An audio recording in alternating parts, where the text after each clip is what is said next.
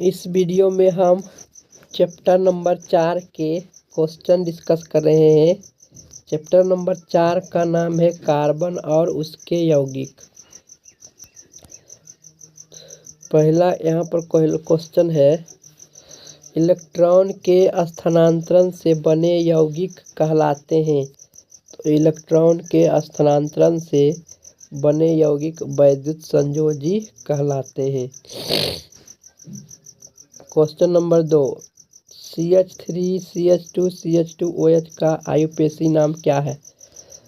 तो 1 propanol. 1 2 3 carbon है, 3 carbon में प्रोप होता है तो और एक पहला कार्बन पर ही अल्कोहल है तो 1 प्रोपेनॉल आंसर हो जाएगा 1 प्रोपेनॉल। ठीक है, जिसे कि इस तरह से संरचना रहता है, CH3 का, CH2 का, CH2 और अंतिम में OH है। तो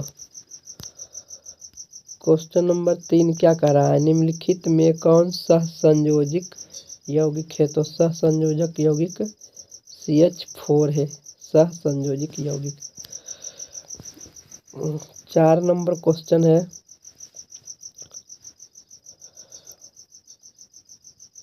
वेल्डिंग किस गैस का उपयोग किया जाता है?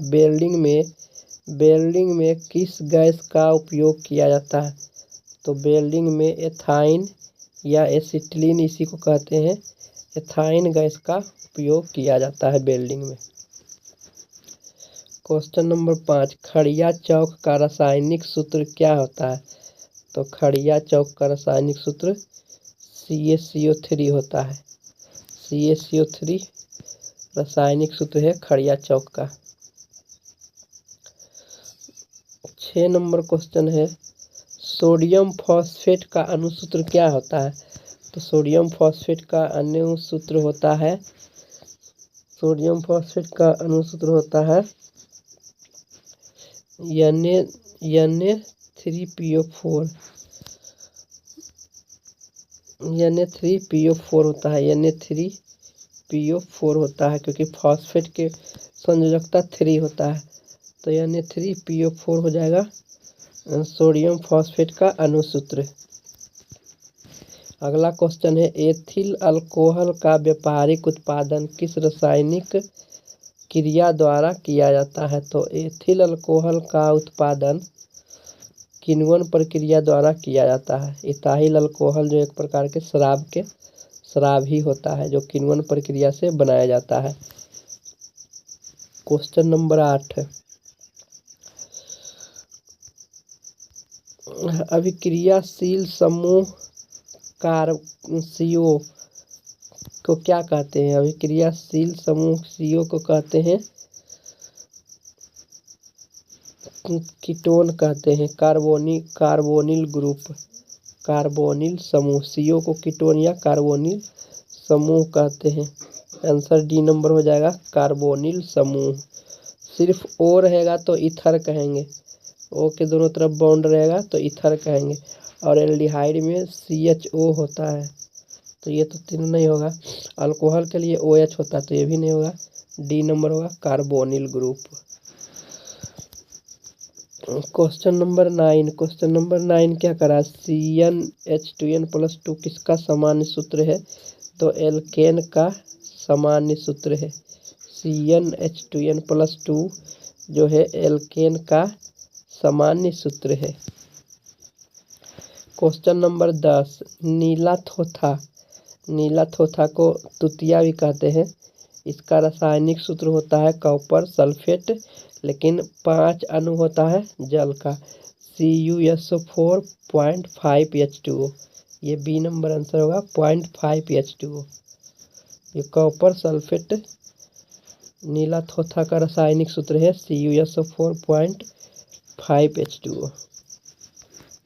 क्वेश्चन नंबर 11, नाइट्रोजन अणु में कितने सहसंयोजक बंधक होते हैं? तो नाइट्रोजन अणु में 3 सहसंयोजक बंधन होते हैं। संगमरमर का रासायनिक सूत्र क्या होता है? तो संगमरमर का रासायनिक सूत्र होता है CaCO3, जिसे खड़िया चौक भी बोलते हैं, CaCO3। चीनी का रासायनिक सूत्र क्या होता है? तो चीनी का रासायनिक सूत्र होता है C12H22O11। C12H22O11 चीनी का रासायनिक सूत्र होता है। अगला क्वेश्चन है 14 नंबर क्वेश्चन। सोडियम कार्बोनेट का अणु सूत्र क्या होगा? तो सोडियम कार्बोनेट का अणु सूत्र Na2CO3 होगा। Option number 1 Na2CO3 sodium carbonate का रासायनिक सूत्र है। क्वेश्चन नंबर 15 करा। एथेन का आणविक सूत्र C2H6 है। इसमें कितने सहसंयोजक बंधक है? तो सहसंयोजक बंधन देने के लिए हम इसका रासायनिक संरचना बनाएंगे। तो क्या होगा 1 2 3 4 5 6 7 सहसंयोजक बंधक होगा। 7 सहसंयोजक बंधन होगा C2H6 में। इथेन के रासायनिक सूत्र में 7 सहसंयोजक बंधक होगा। नेक्स्ट क्वेश्चन है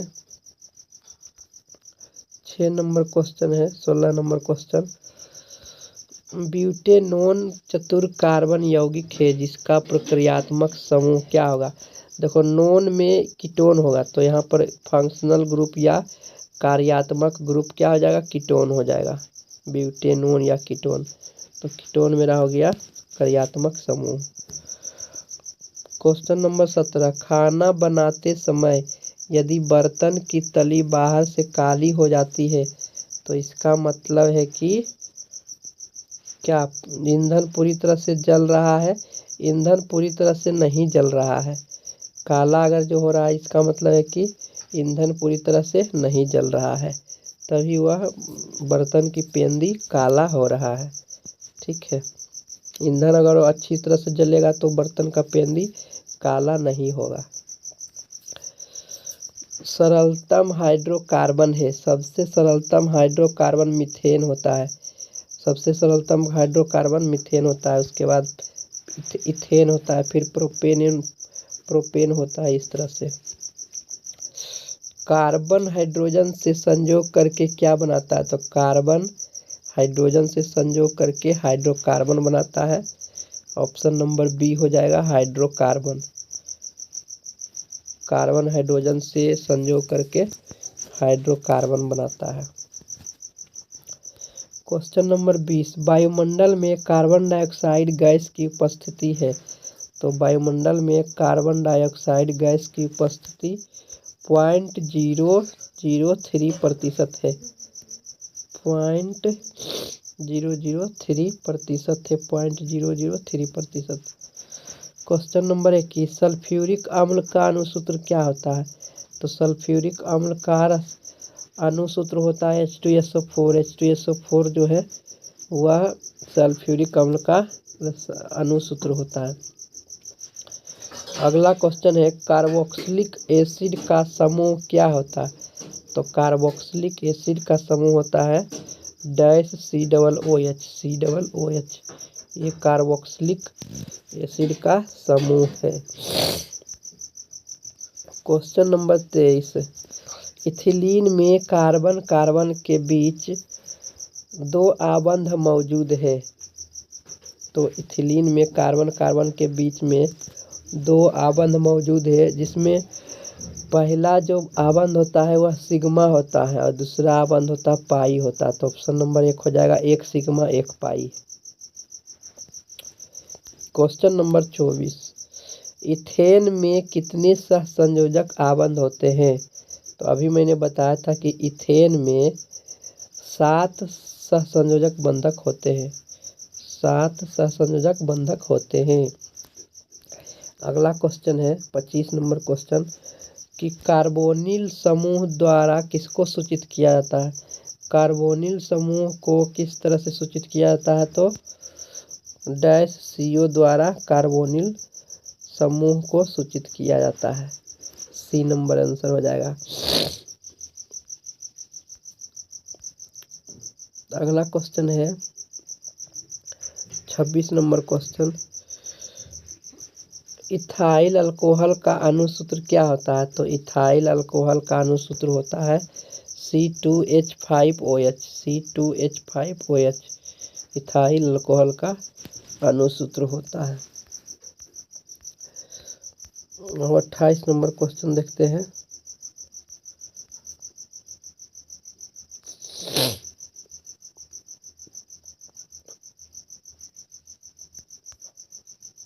सत्ताईस नंबर क्वेश्चन में कह रहा है कि कौन सा निम्नलिखित में कौन सा एरोमेटिक हाइड्रोकार्बन है।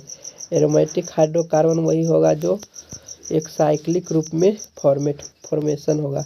जैसे C6H6 जो है एरोमेटिक हाइड्रोकार्बन है, C6H6 एरोमेटिक हाइड्रोकार्बन है। अगला क्वेश्चन है एथेनॉल जिसको अल्कोहल भी कहते हैं, एथेनॉल का क्रियाशील मूलक क्या होता है। तो एथेनॉल का क्रियाशील मूलक डैश OH होता है, OH हाइड्रोक्साइड, यही होता है एथेनॉल का क्रियाशील मूलक। 29 नंबर क्वेश्चन है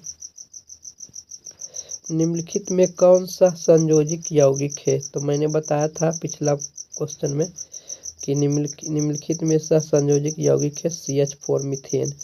मीथेन जो है सहसंयोजी यौगिक है। अगला क्वेश्चन है 30 नंबर क्वेश्चन है डैश COOH अभिक्रियाशील मूलक को क्या कहते हैं। तो डैश COOH क्रियाशील मूलक को अम्ल भी कहते हैं, अम्ल या कार्बोक्सिलिक एसिड, कार्बोक्सिलिक एसिड या अम्ल भी कहते हैं। क्वेश्चन नंबर 31 डैश CHO क्रियाशील मूलक को क्या कहते हैं। तो डैश CHO क्रियाशील मूलक को एल्डिहाइड कहते हैं, एल्डिहाइड कहते हैं डैश CHO क्रियाशील मूलक को। क्वेश्चन नंबर 32 क्या कह रहा है N2 अणु में नाइट्रोजन परमाणुओं के बीच कितने सहसंयोजी बंधक होते हैं।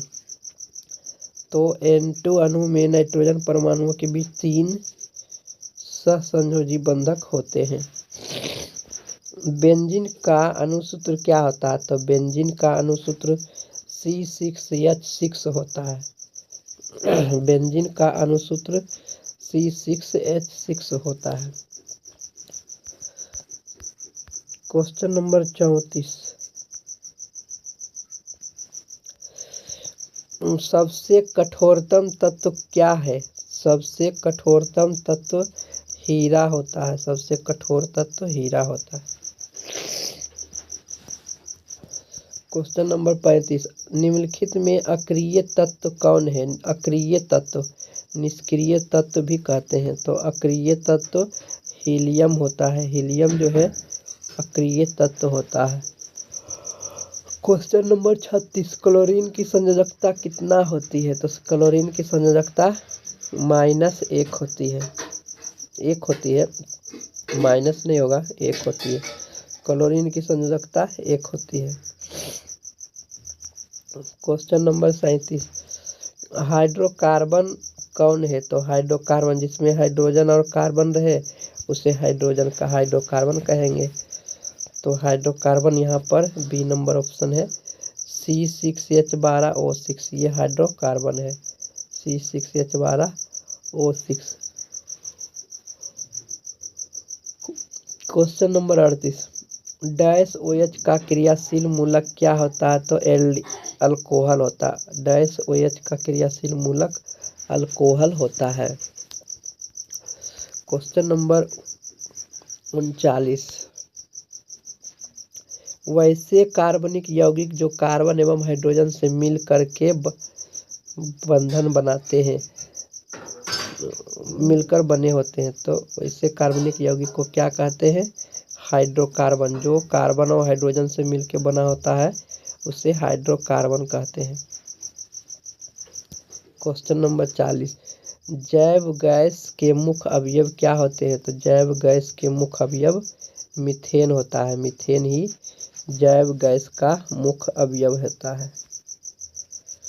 क्वेश्चन नंबर 41 क्या कहते हैं एल्केन की अभिलक्षणिक अभिक्रिया होती है, तो एल्केन की अभिलक्षणीय अभिक्रिया होती है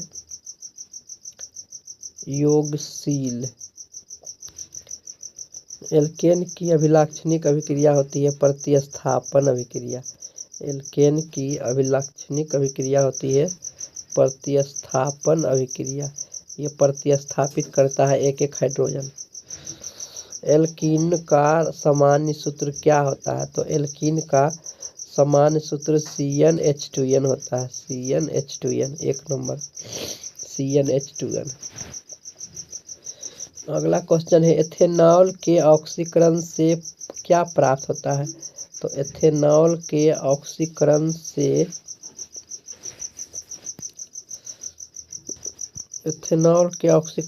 प्राप्त होगा एथेनोइक एसिड।